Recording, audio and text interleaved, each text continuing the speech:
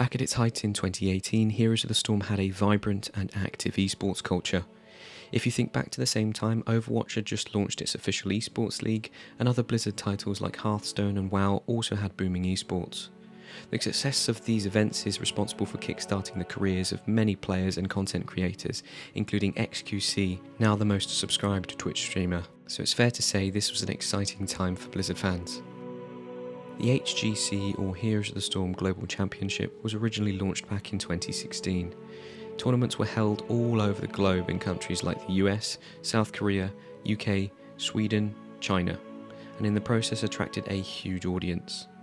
For those of you that love statistics, viewership of the Grand Final in 2018 peaked at 64,346 viewers, which is impressive given that there were on average 1 million concurrent viewers on Twitch at this time. There are currently 3 million.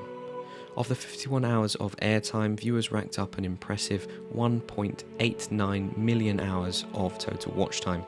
And since Blizzard was bankrolling, the tournament had a grand prize pool of $1 million, as it was the same in 2017 and 2016. This is a stark contrast to today's esports. Since dropping the HGC in the December of 2018, the largest prize pool has been a meager $80,000 from the Chinese Gold Series. This forced most notable esports teams like Geng, Team Liquid, Dignatas and Finatic to pull out their rosters. Similarly, tournaments have become more sporadic. In 2018 there were 16 total Tier 1 events, then 2 in 2019 and 1 in 2020, though bearing in mind this was a peak pandemic, and then 3 in 2021, and we're set for 2 in 2022 thus far. This leaves us to speculate about the future of the Heroes of the Storm esports culture. We have already established there is an avid player base, so why so few tournaments being held?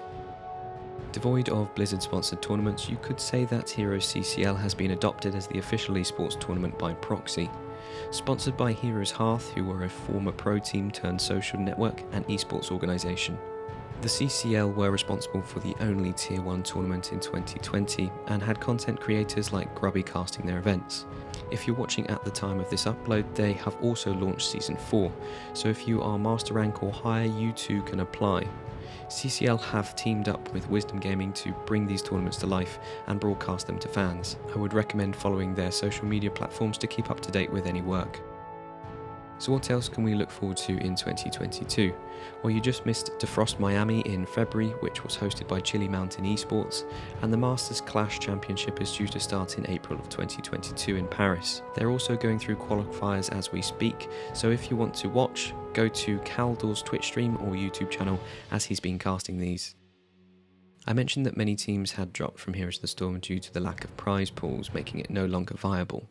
Some teams have stayed, however, for example Simplicity, who have been prevalent in recent years, but they were also active in 2018 if you can remember, after they bought out the roster of old gods, and were also active in the HGC. Other strong teams at the moment include 30k, Storm Esports and Wildheart Esports. I actually like to see that there are independent esports teams out there competing, rather than the typical names you know and expect. So how can you get involved? Well, as I said, if you are Master Rank or higher, you can apply as a free agent in this CCL. But if you are a casual player, then Heroes of the Storm built-in Storm League should more than satiate your desire for competitive play. Furthermore, third-party websites like Hox Logs will allow you to keep track of your performance and allow you to dive into some deeper analytics and improve your gameplay. Though I would suggest playing with a dedicated team if you wish to climb up the ladder, as communication is key to winning games. I would also suggest looking at Discord communities if you don't have a group of friends to play with.